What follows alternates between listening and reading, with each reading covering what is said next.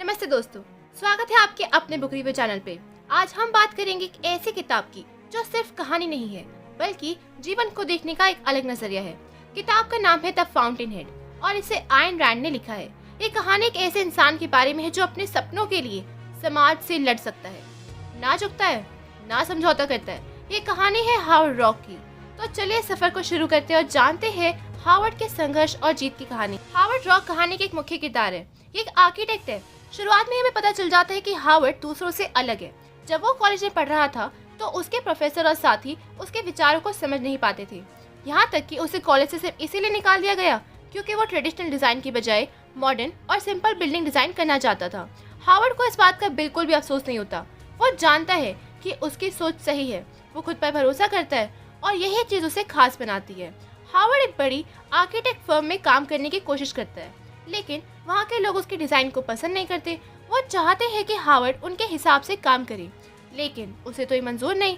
यहाँ तक कि एक क्लाइंट उससे जब ट्रेडिशनल डिजाइन मांगता है तो वो साफ मना कर देता है। उसकी नजर में कला समझौता नहीं कर सकती। वहीं दूसरी ओर है इनके कॉलेज के दोस्त पीटर कीटिंग। कीटिंग समाज के हिसाब से जीने वाला इंसान है। वो हावर्ड से मदद लेता है, लेकिन उसका श्रेय खुद ले लेता है। एक और किरदार है डोमिनिक फ्रैंकलिन। ये एक जानी मानी पत्रकार है। वो हावर्ड के बिल्डिंग्स देखती है और तुरंत समझ जाती है कि ये इंसान खास है, लेकिन उसको भी ऐसा लगता है कि दुनिया हावर्ड जैसे लोगों को कुचल देती है। और फिर कहानी में एंट्री होती है विलन एल्सवर्थ की। एक मशहूर क्रिटिक है, लेकिन उसकी असली पहचान एक ऐसा इंसान है जो दूसरों की सोच को कंट्रोल करना चाहता है। वो हावर्ड की आज़ादी और आत्मसम्मान से नफरत करता है। वो समाज को समझाता है कि हावर्ड जैसे लोग खतरनाक है। वो हावर्ड के प्रोजेक्ट्स को बर्बाद करने की साजिश करता है। और फिर आता है कहानी में हावर्ड का सबसे बड़ा प्रोजेक्ट और उसकी तबाही। हावर्ड को आखिरकार एक बड़ा प्रोजेक्ट मिलता है, एक शानदार मॉडर्न हाउसिंग प्रोजेक्ट, लेकिन उसे शर्तें माननी पड़ती है।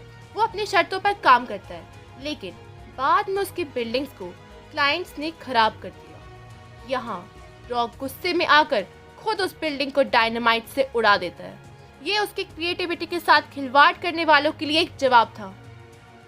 हावर्ड को बिल्डिंग उड़ाने के लिए कोर्ट में घसीटा जाता है और यहाँ कहानी का सबसे दमदार पल आता है, हावर्ड की स्पीच, जिसमें वो कहते हैं कि आप सब तो सोचते हैं कि मैं गलत हूँ क्योंकि मैं आपकी उम्मीदों पर खरा नहीं उतरा, लेकिन सच तो यह है कि मैं कभी आपकी उम्मीदों को पूरा करने के लिए पैदा ही नहीं हुआ।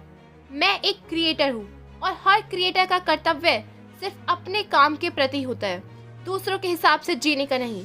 इस दुनिया को हमेशा उन्हीं लोगों ने आगे बढ़ाया है जिन्होंने दूसरों की परवाह नहीं की। गैलीलियो, न्यूटन, राइट ब्रदर्स, इन्हें समाज ने पागल कहा, लेकिन अगर इन्होंने समझौता किया होता तो आज हम यहाँ नहीं होते।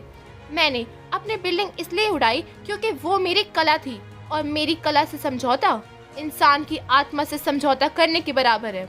और ये हावर्ड की स्पीच और भाषण जज, ज्यूरी और हर शख्स को दिल से झकझोर देता है। इसके बाद कोर्ट हावर्ड को निर्दोष घोषित करता है। उसकी सोच, उसका आत्मसम्मान और उसका आत्मविश्वास जीत जाता है। डोमिनिक की अंत में उसके साथ खड़ी हो जाती है और दुनिया हावर्ड को उसके अनोखे डिजाइन के लिए पहचानती है। आयन रैंड इस किताब के जरिए हमें ये समझाती है कि जिंदगी में अपने विश्वास और सिद्धांतों पर डटे रहना सबसे जरूरी है। दूसरों की नकल करके आप दुनिया में कोई नई चीज नहीं ला सकते। तो दोस्तों, द फाउंटेन हेड सिर्फ एक कहानी नहीं बल्कि एक सबक है कि अगर आप खुद पर यकीन रखते हैं तो कोई भी ताकत आपको रोक नहीं सकती। ये किताब हर उस इंसान के लिए है जो अपनी शर्तों पर जीना चाहता है। अगर आपको हावर्ड की कहानी पसंद आई तो लाइक और सब्सक्राइब जरूर करें। कमेंट सेक्शन में जरूर बताएं कि आपने क्या सीखा।